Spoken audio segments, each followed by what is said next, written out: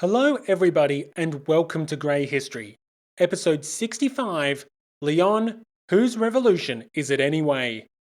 In the last episode, we met the City of Silk.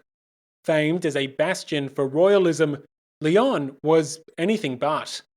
Thanks to a complex mixture of social, political, and economic forces, Lyon's experience of the revolution differed considerably to that of the capital. Yet, some things remained the same. In this episode, Lyon will not be spared the struggle between the Jacobins and a wide coalition of moderates, royalists, and even sans-culottes. Yes, even in the factional feuds of the nation's second city, the traditional script of the revolution is turned on its head.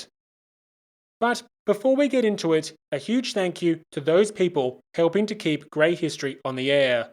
For bonus episodes, a members-only chat room, and an ad-free version of the show, check out all the amazing perks that come with joining the Grey History community. There's links in the show notes and on the website, and members on the True Revolutionary tier already have early access to episode 66, Lyon, Liberated City. It takes a tremendous amount of time to bring you the show that you've come to enjoy. So please help support history that isn't black and white and enjoy all the perks in the process. Come join the Grey History community today.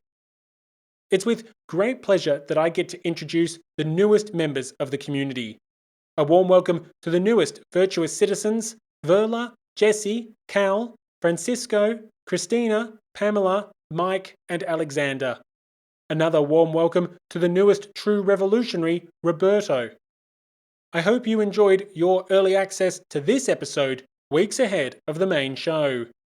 Of course, all revolutions need their champions, so a special shout out to Cindy, George, Mark, William, Laura, Daniel, Monica, Joel, Adam, Tom, Eyal, Harold, David, Alistair, Kevin, Carl, Jeff, Ritas, and Hannah. Finally, one last thank you to the Pantheon of Greats, the heroes of the revolution, Brian, Christy, Charles, Jeff, Auger, Kevin, Scott, and Howard. Once again, thank you to everyone doing their part to keep Grey History going. Before we get into it, a final thank you to everyone who has been recommending the show to friends and family, leaving written reviews on Apple Podcasts, sharing the show on social media, or just doing something else to support Grey History. Revolutions are only possible with the support of the people, so thank you so much for helping Grey History. Anyway, that's enough from me, so let's get into it.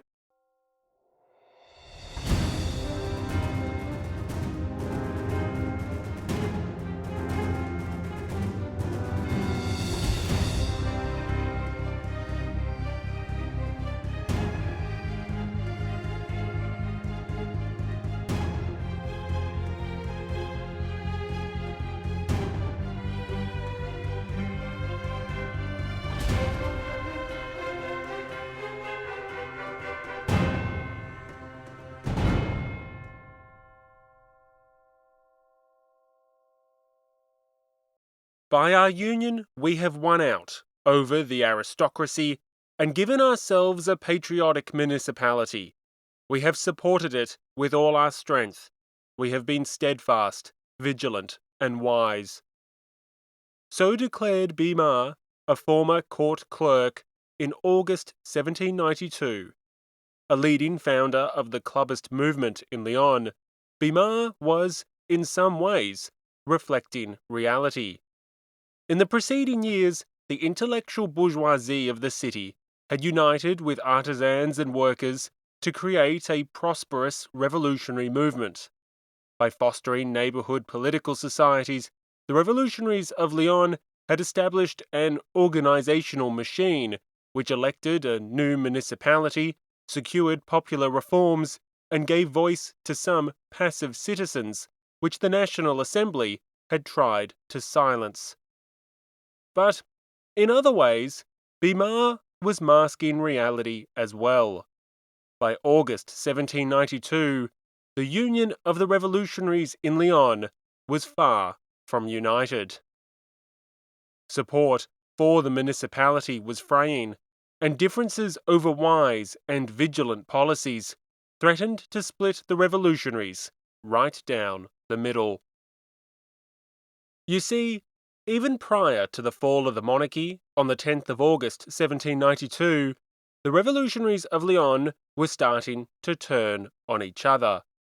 1792 had brought tremendous and divisive challenges for the Wallonen municipality, and, just like in the capital, the hardships of that year divided those who had once worked hand in hand.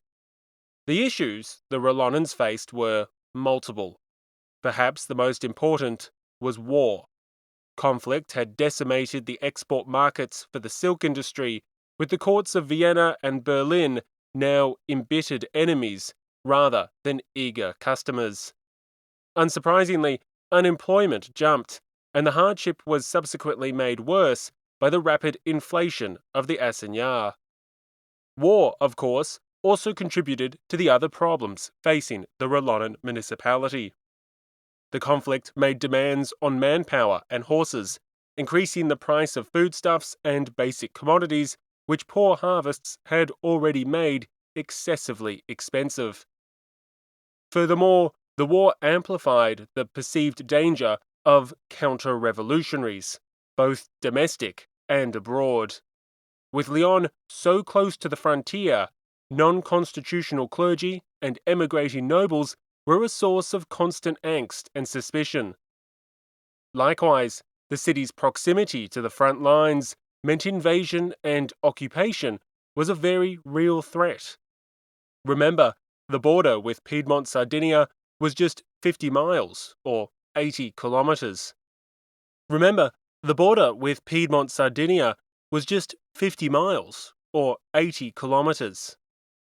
In many ways, throughout 1792, Lyon experienced the same phenomena that we're familiar with in the capital. Fears of counter-revolution and foreign invasion, the deteriorating war effort and its association with treasonous plots, the hardship and desperation caused by food scarcity and inflation. All of these factors fueled discontent with the government, as well as division amongst the revolutionaries themselves. In Paris, these grievances were initially aimed at the monarchy and the so-called Austrian Committee hidden within the court. Over time, they were also fixed on the Bressuans, later known as the Girondins, who had led the nation to a theoretically easy war, only to shrink from the measures required to fight a terrible existential struggle. The sheer multitude of threats powered the rise of popular activism, the sans-culotte movement, and the radicalization of the Jacobin Club and its like-minded supporters.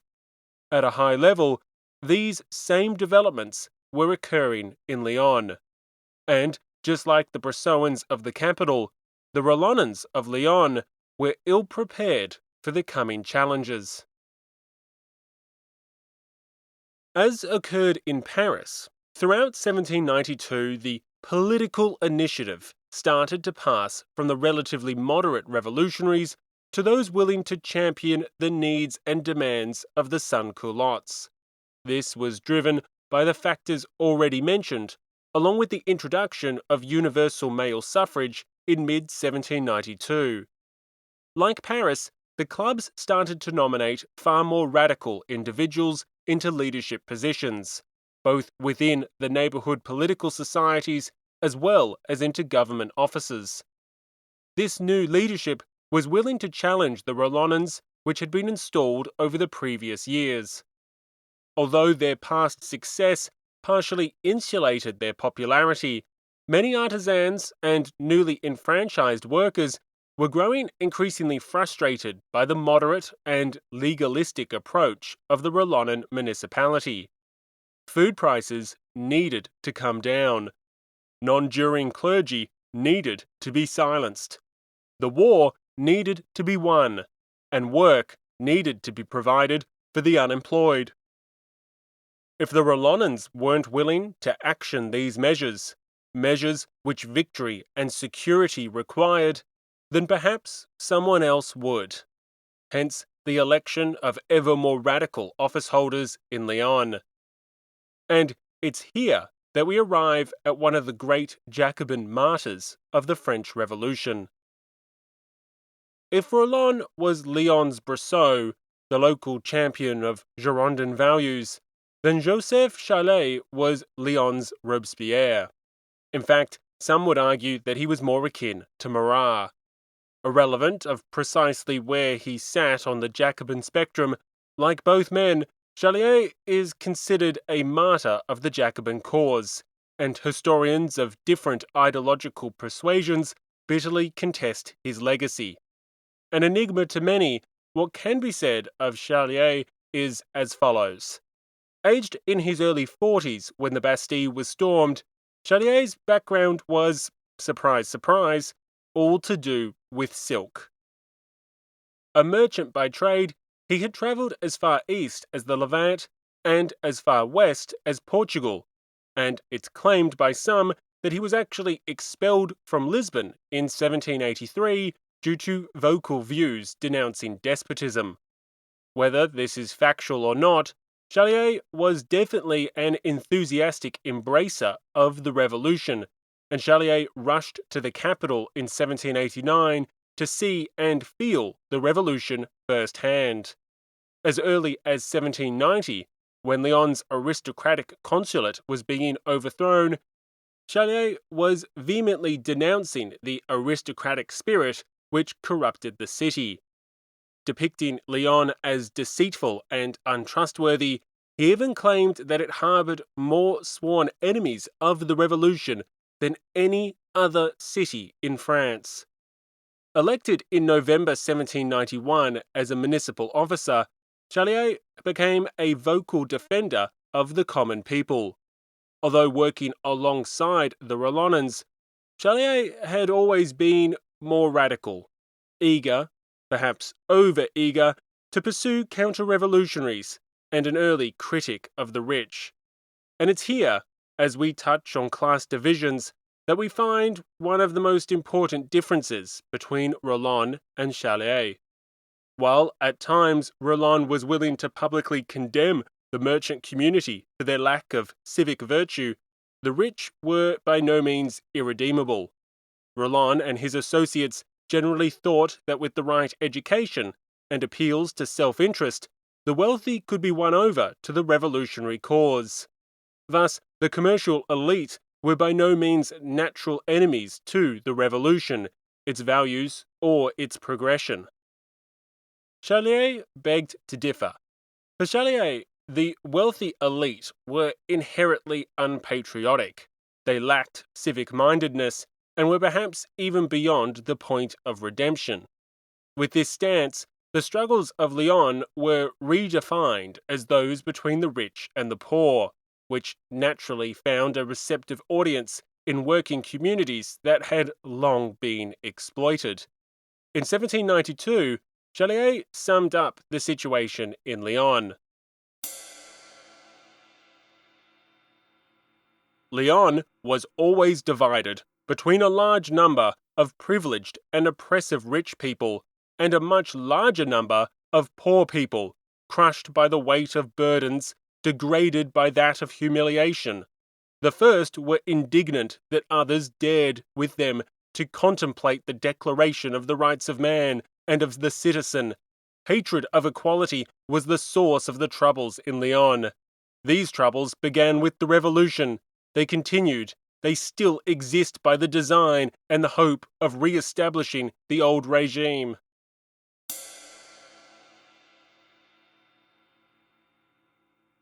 So, Joseph Chalais and what would become the Jacobins of Lyon stood apart from the Rollandans on multiple fronts.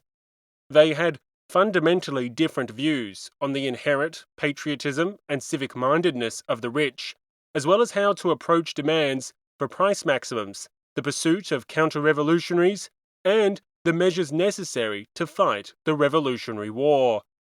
These views, at least for Chalais, had been derived from his experience in Paris. And yes, like the Interior Minister Roland, Chalais had spent a great deal of time in the capital in 1792.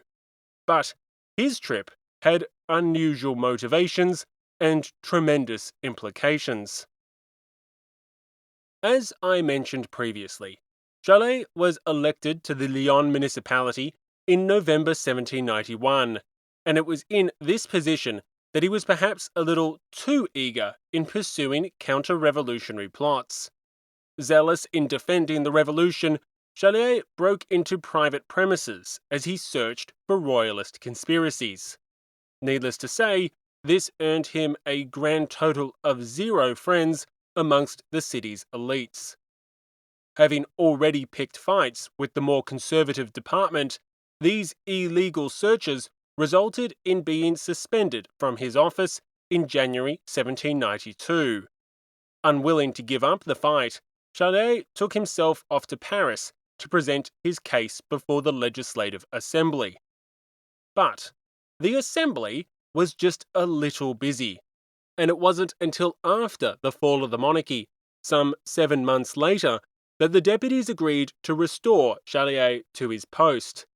In the meantime, Chalais had witnessed firsthand not only the divisions between the Jacobins and the Feuillants of the Legislative Assembly, but also the emerging gulf within the Jacobins themselves.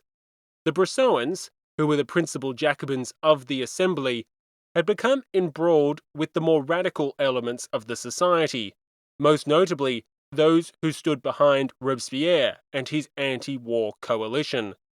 As the war deteriorated, Robespierre and his allies were vindicated, and their power within the club rapidly rose. In the final months of the year, Brissot and his Girondin allies were finally expelled from the club, cementing the success of the Montagnard faction. Witnessing this factionalization firsthand, Chalais had found himself in agreement with the position of the Mountain. He shared their suspicions of the ambitious Broussons, and he saw in the Mountain the best chance for defeating the dreaded counter-revolution. Now exonerated by the Legislative Assembly, the reinstated Chalais returned to Lyon in the aftermath of the monarchy's collapse. Here, the Montagnard convert was determined to lead the Jacobin crusade in the nation's second city. Immediately upturning the status quo, Chalais mounted a popular campaign against the mercantile elites, the conservative department, and even the Rollonnan municipality that had been elected by the coordinated actions of the neighbourhood clubs. Chalais and those like him tapped into long-held and growing discontent, especially towards local elites, emigrating nobles, and the non-constitutional clergy. Demanding an uncompromising pursuit of the counter-revolution, Chalais advocated measures to ensure that the rich were contributing appropriately to the worsening war effort. This not only included increased taxation, but potentially even the confiscation of property. Given the city's proximity to the frontiers and its long-held class tensions, such proposals received considerable support. Furthermore, Chalais embraced the economic, social, and political demands of the sans-culottes, including measures such as price controls, all of which were of course abhorrent to the legalistic and free market-orientated Rollonnans. Be that as it may, the Rollonnans found themselves outgunned at the ballot box, as the Jacobins swept to power in municipal elections in late 1792. Although their success was dependent on high turnout from the poorest sections of the city, it was enough to overcome the more moderate Rollonnans and usher in a new era of municipal politics. Interestingly, given Chalais's political program, some historians have even gone as far as to compare Chalais and his allies to the ultra-radical enraged of the capital. While Chalais was undoubtedly radical, this comparison is disputed. Historian Jean Jaurès considers the Lyon Jacobins to have a more advanced social program than their peers of the capital, as does historian Takashi Koi. Koi even goes as far as to claim that the Lyon Jacobins were advocates of a social war against the rich, and that the group are distinct enough to be referred to as the Chaliers rather than the more general label of the Jacobins. However, others would argue that Chaliers' social program aligned more closely with the mainstream Jacobins of the capital. Unlike Jaurès, historian Georges Lefebvre is far from convinced that the local Jacobins deviated notably from their counterparts in Paris. Whatever the case may be, comparisons to the ultra-radicals of the capital are not the only ones being drawn. Chaliers' combative approach occasionally draws comparisons to Marat. Chalier loudly defended the September massacres, and debatably helped to inspire the slaughter of prisoners in Lyon in the days that followed, while local detractors dubbed him a Maratist and viewed these deaths as an unwanted importation of the capital's politics. Some historians reject this characterization outright. Historian Camille Rifeter, for example, asserts that, unlike Marat, Chalier made no regular calls for mass bloodlettings. Furthermore, Rifeter claims that Chalier's most extreme rhetoric tended to coincide with the times where his personal safety was endangered.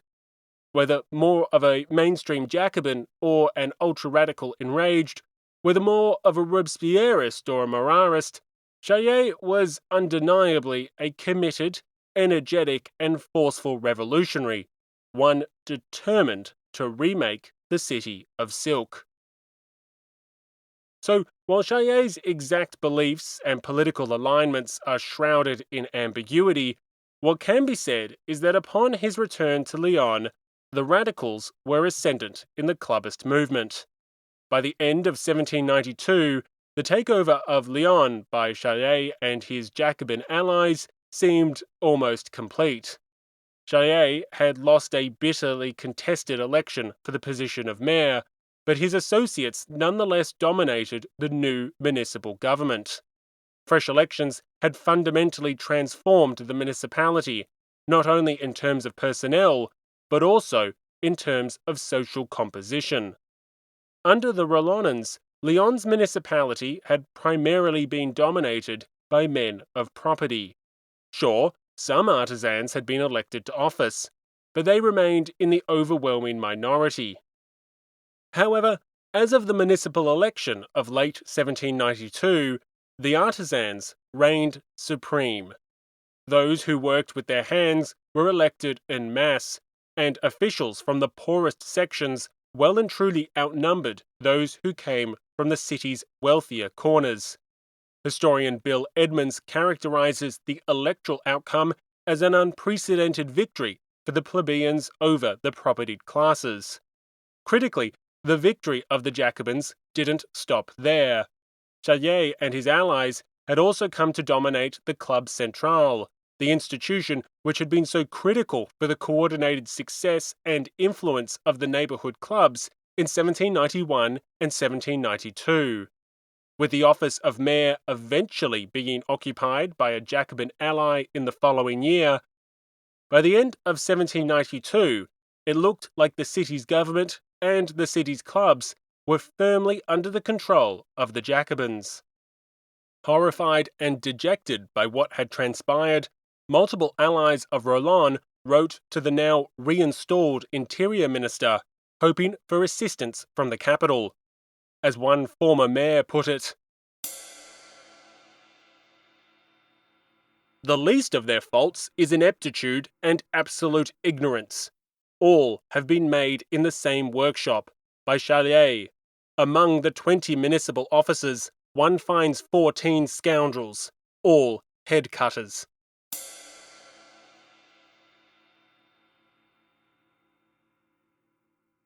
Having taken over the municipal government from the Girondin-aligned Rollonans, the radical Jacobins went to work. Here again we see Lyon pioneering revolutionary policies and institutions, once more running far ahead of the capital despite the city's common reputation as a royalist stronghold. Initiatives such as price maximums, food subsidies, and even a revolutionary tribunal were all introduced. Furthermore, in February 1793, the Lyon Jacobins really ramped up the pressure against the long-denounced counter-revolution. Lists of suspects were drawn up and arrested, while the guillotine was set up to deliver fear and justice to the enemies of the people. Facing resistance to these policies, the Jacobins attempted to solidify their position, and proposals were put forward to co-opt the network of neighbourhood clubs, transforming the Club Centrale's functions and replacing the institution with one singular Jacobin club. In short, Charlet and his allies were aggressively pursuing the political, social, and economic demands of the sans-culottes, and Lyon's Jacobins were at the height of their power. But this power was built on the flimsiest of foundations. It will not be a surprise to hear that all of these measures were met with tremendous hostility. The sheer radicalism of this program, one that was months ahead of the capital, spurred the formation of a wide anti-Jacobin coalition. The Republican Rollonnans, essentially the local Girondins, were of course horrified by these developments.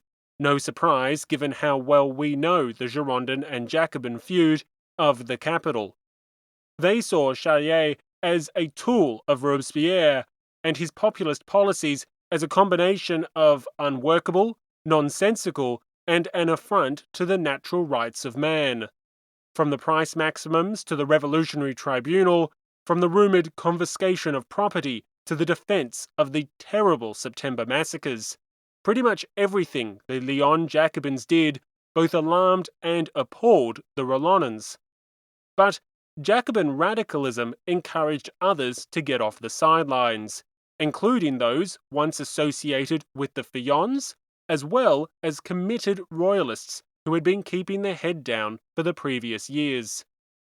Charlet's vocal hostility towards the rich, his obsession with violently eliminating the counter-revolution, and his radical social and economic policies compelled others to act. Much of the city's bourgeoisie was soon lining up against the local Jacobins, even if once upon a time they had either been politically apathetic or squabbling amongst themselves. And it's in this newfound unity of the Lyon bourgeoisie that we find an interesting development. It could be argued that the Jacobin municipality of 1792 and 93 had managed to do what the nobility of the old regime could not. The radicalism of the Jacobins and the social upheaval caused by a municipality dominated by artisans had helped to unite the middle classes of the city. Prior to the Jacobin municipality, men of property had always dominated the constitutional authorities. That was in fact what the original National Assembly had tried to ensure with its infamous distinction between active and passive citizens. But by the end of 1792, such a situation was now a thing of the past. While the Jacobin officials were by no means poor, many were successful artisans with disposable income, the social composition of the municipality had fundamentally transformed. Combined with the radical policies of the Jacobins, historian Bill Edmonds argues that this produced a sort of social trauma for the bourgeoisie of Lyon, a trauma that was critical in helping to form a coherent class consciousness and the impetus to act in union. Having once been hopelessly divided in their attitudes towards the crown, the nobility, and the original revolution of 1789, the bourgeoisie of Lyon were closing ranks, uniting as one, and focusing on a common enemy, the Jacobins. Perhaps this threat alone was manageable, given Charlet's support amongst the working cohorts of the city. After all, support for the Jacobins in Lyon had never been socially widespread, so much as it had been centred on the poorest sections. Huge turnout in the poorest neighbourhoods, combined with popular support from artisans and other workers, had delivered electoral success. So long as the Jacobins could maintain the support of Lyon's sans-culottes, their power could theoretically be maintained. But that's the thing. This support fractured. Throughout the first half of 1793, the Jacobins started to lose their political base. For all the fanfare, the new municipality was struggling to implement its most fundamental promises. The high prices of food offer a prime example. Despite guarantees of price maximums and even efforts to open ovens to supply cheap bread, the Jacobins failed to produce any lasting results. As a mere municipality, the Jacobins lacked the financial and legal means to deliver cheap bread consistently. Price subsidies proved to be prohibitively expensive, and even the new ovens ran at such a loss that they were closed after only a month.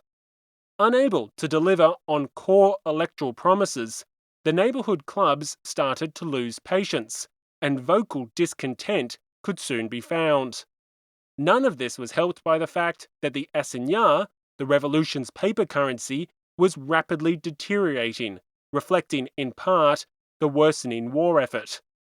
All of these factors were outside the direct control of a mere municipal government, but hostility towards that government was forthcoming nonetheless. It was not long before the resulting frustrations manifested into opportunities for political opponents. With the city's elites and middle classes forming an anti-Jacobin alliance, and with elements of their base wavering in their enthusiastic support, the Jacobins of Lyon made one crucial mistake. They picked a fight with the very institutions which had been critical to the local revolutionary movement, the neighbourhood clubs. From the ideological perspective of the Jacobins, their municipality represented the people's will. As a result, those opposed to its popular policies were at best misguided and at worst counter-revolutionary. However, Lyon's unique history meant that the neighbourhood clubs, the political societies which had been fostered in each of the city's 32 sections, also had a claim to representing the people's will. After all, it had been these institutions which championed the people's interests in recent years, most notably while passive citizens had been denied the right to vote. In the aftermath of the Jacobin takeover of Lyon's municipality in late 1792, the Rollonans dusted off their old playbook and took to the clubs. Schisms emerged across the city as individual neighbourhood clubs squabbled or split in response to radical Jacobin policies. The hard-line position of the Jacobins on issues such as the King's trial and later proposals to purge the Girondin deputies further fueled these intersocietal tensions. Perhaps most noteworthy were Jacobin actions in February, which spooked many into the ranks of the emerging opposition. After a secret meeting, the local Jacobin authorities suddenly arrested more than 300 individuals in an effort to crack down on rumoured counter-revolutionary plots. Alongside these extraordinary arrests were other measures, such as the creation of a new revolutionary tribunal, something which at this point in time did not exist in the capital. The Jacobins viewed these efforts as justified as the Republic struggled with so many existential threats. Their opponents, however, disagreed. To their detractors, these actions reinforced the perception that the new Jacobin municipality was a real and present danger to the individual liberties of Lyon's citizens. Consequently, the battle in the neighbourhood clubs escalated rapidly, coinciding with the intensification of the factional feuds of Paris. As the initial months of 1793 passed, Lyon and its famous network of neighbourhood clubs was rapidly fracturing. Some sectional societies continued to support the Jacobin municipality, along with the Club Central, which the Jacobins now controlled. Others, however, were becoming the bastions of moderation, or counter-revolutionary reaction, depending on one's point of view. Critically, both the Jacobin municipality and the opposing neighbourhood clubs were laying claim to popular legitimacy. Both stylized themselves as the true embodiment of the people's will. And it's here that we get a fascinating development. As the struggle escalated between the Jacobins and their opponents, the moderates of Lyon made a brilliant strategic move. In their battle to claim the mantle of being the true representatives of the people's will, the anti-Jacobin coalition looked to Paris. Specifically, they sought to replicate the popular institutions which their Girondin allies had ironically tried to tame and suppress. The moderates of Lyon looked to the sections. To back up a bit, by early 1793, Lyon had a well-established tradition of neighbourhood clubs, individual political societies that resided within each section. But these sectional clubs were not the sections themselves. The clubs still had joining fees, they still had monthly contributions, they were still, to an extent, exclusive. In short, they were still clubs. So, in an effort to better secure the legitimacy and political power that came with the claim of representing popular sovereignty, the moderates of Lyon turned to Paris. Reusing the tactics once deployed by radical Democrats, the moderates sought to recreate the power and autonomy of the capital's 48 sections. By this time, the permanence of the Parisian sections had long been established. Each of the city's 48 sections, the individual wards if you like, had their own sectional assemblies, where local residents could debate political matters and elect officials. Over time, sections not only had their own assemblies, but also committees and various office holders, such as the surveillance committees, formally decreed by the National Convention in March 1793. Lyon's unique revolutionary development had fostered sectional clubs, but it hadn't really fostered the sections themselves. So, the moderates tapped into long-held neighbourhood identities, the existing club network, and the example of the capital to install sectional institutions.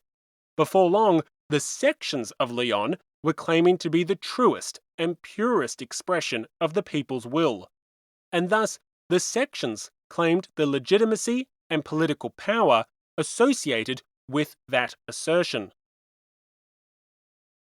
Needless to say, the Jacobin municipality was having none of it. Throughout the first 5 months of 1793, Lyon's commune battled with the moderate sections, the moderate clubs, and the more conservative department in a tug-of-war between the Jacobins and anti-Jacobin coalitions of the city. Both camps laid claim to representing the people, and they used a variety of legal and more questionable means to further their cause. In the process, attitudes on both sides hardened. The Jacobins saw conspiracy, intrigue, betrayal, measures deployed to stifle their popular, just and legitimate agenda. Elections had empowered them to deliver a radical mandate, and they were being stymied by the long-decried counter-revolutionary elements of Lyon. Their opponents, however, had a different view. They saw in the town hall nothing but fanaticism, extremism, and restrictions, if not blatant violations, on their rights and liberties. Ironically, throughout this struggle, the anti-Jacobin coalition was at times aided, unintentionally, by the Jacobins of the capital. For example, the Montagnard deputies of the Convention had succeeded in March 1793 to formally create surveillance committees in the sections across the country. This, in and of itself, was an empowerment of the sections, something not particularly helpful for the Lyon Jacobins trying to put the new sectional assemblies back in their box. But the decree actually went further. It also authorized the sectional assemblies to supervise the surveillance committees. This again was an explicit empowerment of the sections. It gave the sections of Lyon further justifications to sit regularly, if not permanently. So while the Jacobin municipality of Lyon was trying to curtail the power and autonomy of the new sectional movement, the Jacobins of the capital were helping to pass legislation that, inadvertently, was working against their regional allies. Now, before we discuss where all of this went, I do want to take one moment just to step back and soak all of this in. Because what we're witnessing here turns on its head the traditional Parisian-centric narrative of the French Revolution. We have already seen substantial ways in which Lyon deviated from the capital. At times, Lyon lagged the broader revolution, such as in 1789 and 1790, when it took many months for a new municipality and the National Guard to replace the existing institutions of the old regime. We've also seen Lyon pioneer the revolution. The efforts of the Rollonnans to establish a network of neighbourhood clubs, which successfully coordinated electoral success, was unmatched elsewhere in France. Likewise, the Jacobin municipality, which followed the Rollonnans, attempted to institute revolutionary policies and institutions well ahead of the capital. But here, in the struggle between the Jacobin municipality and the moderate clubs and sections, we find familiar dynamics. Except they're completely reversed. And they're reversed in more ways than you might expect. So far in our experiences with the capital, the sections are generally bastions of revolutionary radicalism. Yes, some sections are more radical than others. And yes, some are even moderate in inclination. But by and large, the sections of Paris have been critical in promoting radical ideas and pushing the revolution into radical undertakings. In 1792, for example, in the lead-up to the overthrow of the monarchy, it was the sections of Paris which had led the way. The most radical sections championed universal male suffrage and refused to recognize Louis XVI as their king. Likewise, it was in the sections that vocal calls for a republic could be heard, and ultimately it was representatives of the sections which formed the revolutionary authorities that spearheaded the monarchy's removal. Furthermore, in the months after the 10th of August, it was the sections which had routinely petitioned both the Parisian municipality and the National Convention for the political, social, and economic demands of the sans-culottes. Filled with mainstream Jacobins, as well as ultra-radicals such as the enraged, the sections of Paris continually pushed a wide-ranging and radical agenda. Ultimately, this culminated with the purging of the Girondins, another insurrection that was led by revolutionaries connected to the sections.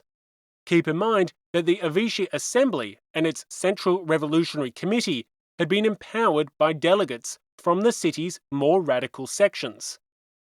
Of course, all of these developments had caused the Girondins of the Convention a great deal of angst. They viewed both the sections and their allies in the Paris Commune as consistently exceeding their constitutional authority. It's for this reason that they tried, time and time again, to suppress and curtail the sections of the capital. Likewise, it's for this reason that the Federalist rebels of Normandy and Brittany explicitly demanded that sectional assemblies no longer sit permanently. But here, in Lyon, the situation was turned on its head. It's the moderates who took to the sections and sought to use the sections to undermine the established authorities. This time, those authorities were not the Girondins of the Convention, but rather the Jacobins of Lyon's municipality. In both cases, the moderates of Lyon and the radicals of Paris turned to the same tactics. The group that was out of power sought to use the sections as a means of claiming legitimacy and substantial political influence.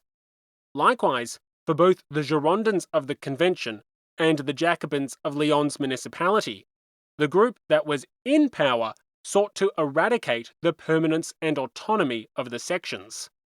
The end result is an inconsistent ideological mess. The Jacobins of the capital championed the position of the sections, at times supporting elements of direct democracy. They sought to empower the sections through various means, much to the frustration of both the Girondins and even members of the Plain. However, their allies in Lyon were doing the exact opposite. There, the Jacobin municipality was doing all it could to curtail the sections and deny them the same prerogatives and responsibilities that their peers in the capital had secured thanks to Montagnard's support. Likewise, the Girondins of Paris denounced the excesses of the sections, while their allies in Lyon, the Rollonnans, were embracing the sections with enthusiasm. Thus, any idea that the sections were destined to be Jacobin strongholds should be dispelled. Perhaps it's more accurate to say that the sections presented a fantastic opportunity to challenge the established authorities, irrelevant of the political inclination. Yet, the deviation of Lyon from the capital actually went further. If you take the time to look at the actions of working people, the traditional alliance between the Jacobins and the sans-culottes also comes into question. We have seen in the capital how the Mountain positioned itself to be the standard bearers of the Parisian sans-culottes.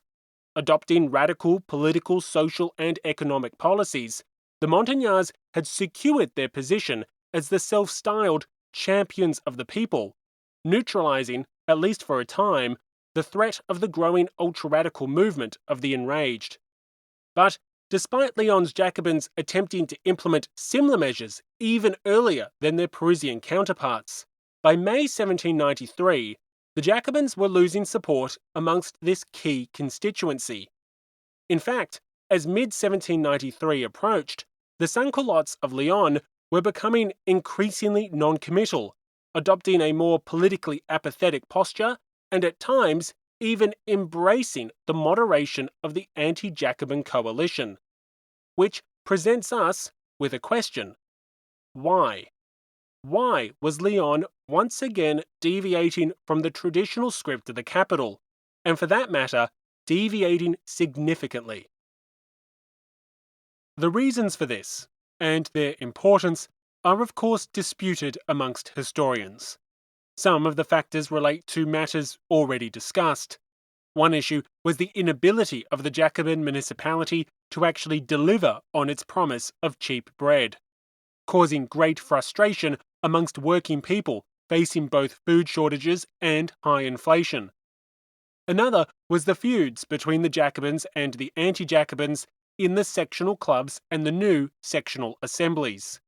These latter institutions could tap into the support associated with long-standing neighborhood identities and a related political culture which emphasized the supremacy of local politics.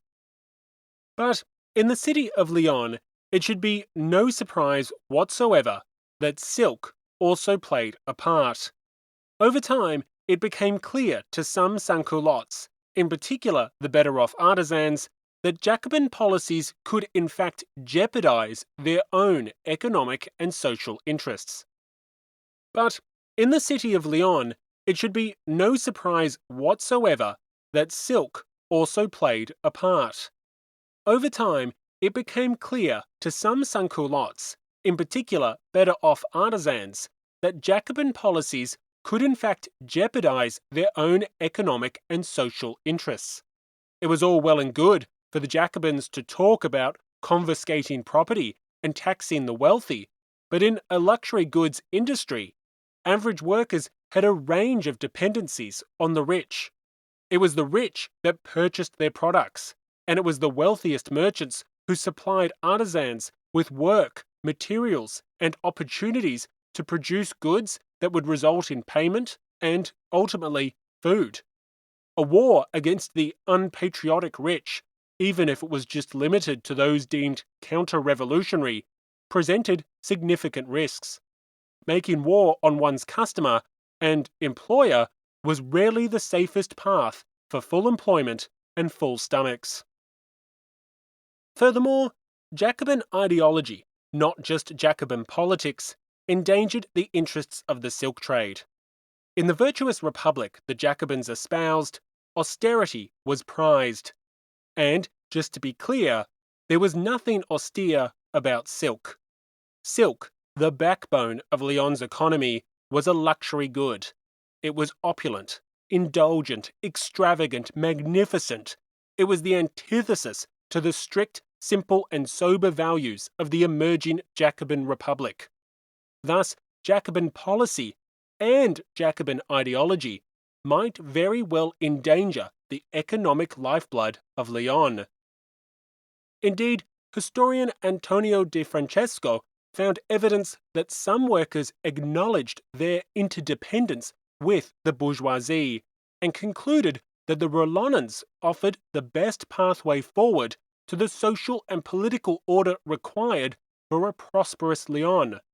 Combined with the municipality's lack of success in delivering key policies and its conflict with the neighbourhood clubs and sectional assemblies, the Jacobins had managed to isolate and marginalise some of their most important supporters. Whether they rallied to the forces of moderation or simply joined the ranks of the politically apathetic, the Jacobins had fractured their traditional base of support. The consequences would be deadly. Grey History needs your help to stay on the air. For bonus episodes, episode extras, early access, and an ad-free version of the show, support the podcast today by joining the Grey History community. You can also join the great conversations happening on the community Discord and the new video call discussions as well. So help be the change you want to see, help produce history that isn't black and white, and help ensure that one of your favourite independent podcasts can keep bringing you the show you've come to love. Those members on the True Revolutionary tier already have early access to episode 65, Whose Revolution Is It Anyway? Support Grey History today. There's links in the show notes and on the website. Once again, we see in the city of Lyon a fundamental deviation from the Parisian playbook. Moderates, and even conservatives, had flocked to the sections and the clubs as a means of challenging the established authorities, a development almost unimaginable in the capital. Likewise, some elements of the sans-culottes had abandoned the Jacobins, but in the most unexpected manner. In Paris, we saw how the mountain was at risk of losing the sans-culottes to the forces on its left. Then it was the ultra-radical enraged ones which threatened to supplant the Jacobins as the true champions of the people. But in Lyon, we find a fascinating twist. There, some disgruntled artisans rallied behind not the ultra-radicals, but rather the forces of moderation. Lyon's unique social, political, and economic characteristics played a huge role in this development, and they would continue to shape the city's future during the imminent Federalist revolts. All of this underscores why we have taken the time to explore the Federalist revolts in depth. The French Revolution in France looked very different to the French Revolution in Paris, and this difference compels us to reassess and augment many traditional narratives. To turn our attention back to Lyon, the deteriorating situation reached its zenith in May 1793. As the factional menace consumed the convention with bitter infighting, Lyon was similarly paralysed by the struggle between the Jacobin municipality and a broad coalition of moderate and conservative opponents. But in mid-May, it appeared that the Jacobins might have caught a lucky break. In May, new representatives on mission arrived from the capital, many of whom were deputies who associated with the capital's Jacobins. Even for those deputies who were primarily concerned with the nearby Army of the Alps, the situation in Lyon was problematic. After all, Lyon's arsenal, military hospital, and critical role in supplying the front lines were all of vital importance. That's of course in addition to the fact that the nation's second city seemed to be on the brink of civil war. The presence of the new representatives on mission offered a commanding boost for the increasingly besieged municipality. Ideologically, the Jacobin deputies were ready to support the patriotic authorities against the aristocrats and reactionaries who were fostering counter-revolution. But for all the aid that the representatives supplied, they debatably caused far greater damage. Fixated on the war and empowered with the authority of the National Convention, the new representatives decreed a range of controversial measures aimed at bolstering the war effort. New taxes were to be levied on the rich, and those National Guards deemed unfit for duty were to be disarmed. Perhaps most importantly, their weapons were to be handed over to new revolutionary battalions, controlled in part by the Jacobin representatives of the Convention and a newly installed local Committee of Public Safety, which was, surprise, surprise, also comprised of Jacobins. Interestingly, it was envisioned that these new battalions were to be used not only to defend Lyon, but to actually go and fight the royalist insurrection in the Vendée. Unsurprisingly, these measures were extremely unpopular. Remember, some historians argue that military conscription had helped to trigger the Vendéan revolt in the first place, and here similar practices were being used in attempt to suppress that revolt. But, even more importantly, the anti-Jacobin coalition saw a trap. By disarming certain citizens, the Jacobin municipality would secure a monopoly on force, preventing Lyon from conducting its sacred right to insurrection should the municipality become tyrannical. And to be clear, the idea that the municipality would become tyrannical was far from a hypothetical, at least from the perspective of its opponents. By mid-May, the struggle had become so intense that the Jacobin municipality had declared that it would arrest individuals organizing unauthorized sectional assemblies. Its argument was that the sections were sitting illegally, and thus it had the right to arrest leading sectional officers. Of course, the anti-Jacobins in the sections, the clubs, and the department disagreed, arguing through a combination of precedents and claims to popular sovereignty that it was in fact the municipality who was in the wrong. They denounced the local Jacobins for trying to suppress the sectional assemblies and thus infringe on the rights and liberties of the people. So, given the fact that this struggle was now resulting in arrests, and given the fact that the Jacobin officials were demanding a revolutionary tribunal to deliver justice to the detained, think chop chop, all of these measures from the representatives on mission caused a great deal of consternation. In fact, it merely amplified hostility towards the Jacobins, whether they be in the town hall or the National Convention.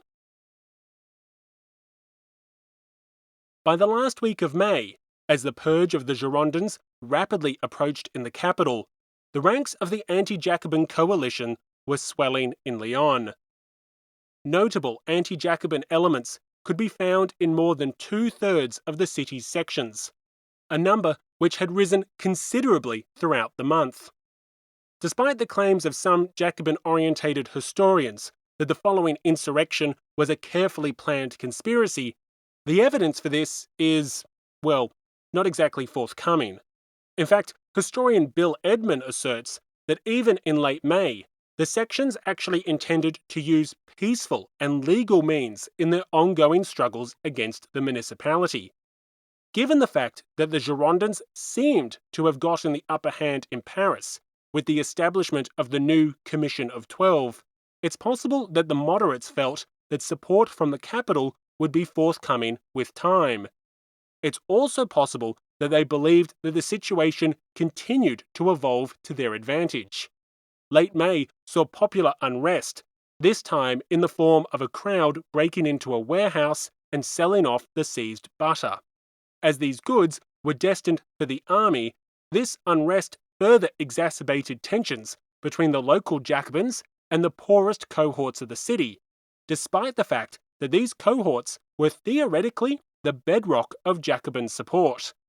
Combined with the ongoing arrests of leading members of the sectional movement, the local Jacobins were sitting on a powder keg of discontent, a powder keg that they had done so much to create. But if the city of Lyon was ready to ignite thanks to local Jacobins, it was their allies from the capital that helped to provide the spark. One of the representatives on mission, a deputy named Dubois-Quincey, was residing in nearby Grenoble, overseeing the army of the Alps. Hearing of the commotion in Lyon, including raids on army supplies, Dubois-Quincey decided to act. On the 27th of May, news arrived in Lyon that the representative was returning at the head of a column of armed soldiers. Furthermore, 2 other deputies on mission arrived at the town hall to investigate the recent pillaging of army supplies. At least officially. The anti-Jacobins feared something more sinister was afoot. At a time of military setbacks, why were troops being pulled back from the frontier? Furthermore, why were the Jacobins of the municipality so eager for their arrival? With efforts to disarm citizens already provoking angst, moderate sections came forth to demand an immediate explanation. As one put it, its residents wanted to know whether they should fear and watch, arm themselves, or sleep in safety as troops marched on Lyon. The next day, on the 28th of May, a delegation from a subset of the city's sections hastily came together to demand that the representatives on mission suspend both the movement of troops and the local municipality. When they refused, the moderate sections turned to their allies in the more conservative department, which agreed with their demands to take appropriate measures to protect the city. The National Guard was summoned, and the battle was on. During the night, both sides hastily assembled their own forces. The Jacobins in the municipality were bolstered by the arrival of cavalry from the army of the Alps, who confirmed that more troops were on their way. Efforts were undertaken to secure the arsenal, but that fell to the anti-Jacobin coalition shortly after dawn the following morning. As such, the Jacobins made their stand at the town hall, deploying cannon, professional soldiers, and National Guardsmen. Notably absent were masses of sans-culottes keen to defend their supposed political allies.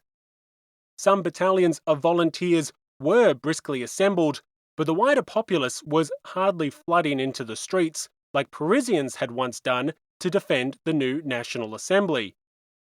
Also absent were even some of the National Guardsmen the municipality thought it could rely upon. It had summoned 14 battalions to its defence, but only 9 actually arrived in any considerable number. Of these 9, all but 1 came from the poorest sections of the city.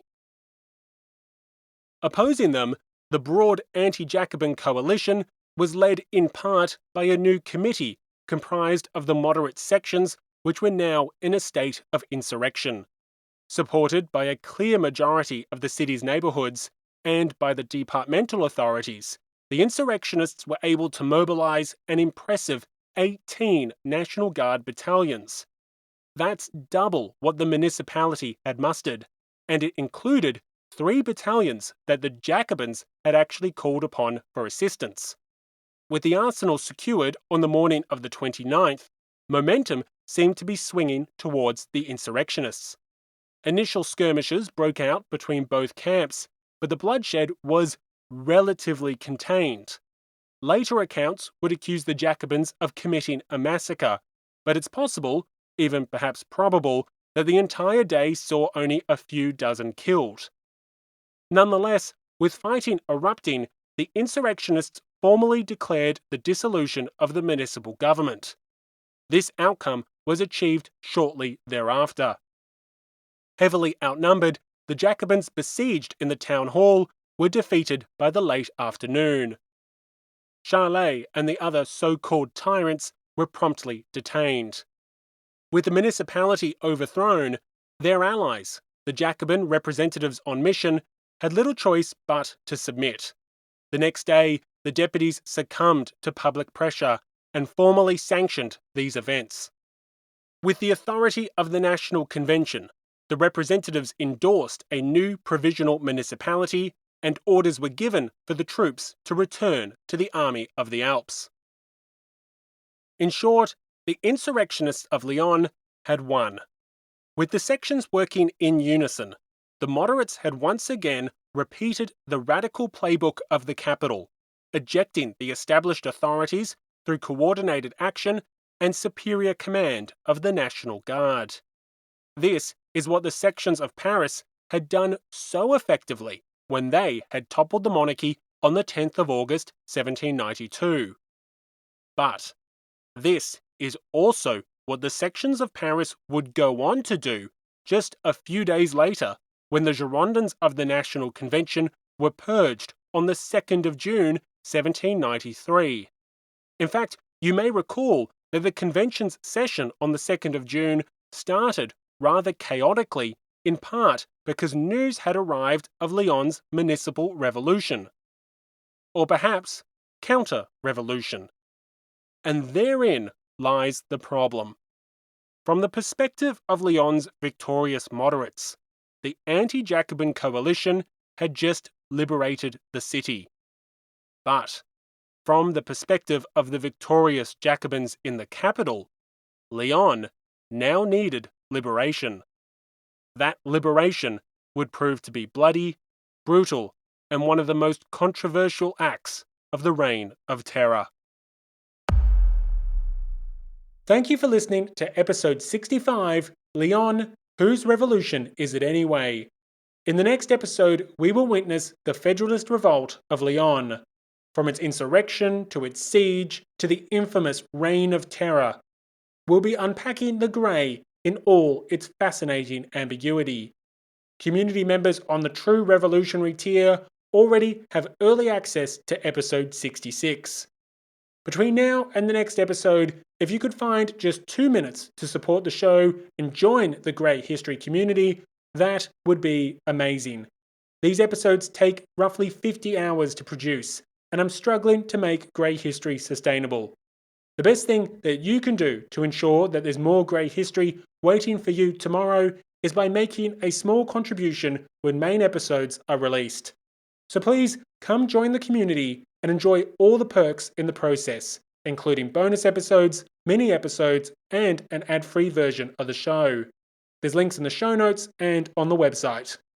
Before we go, one last heartfelt thank you to those members of the Grey History community for keeping Grey History on the air.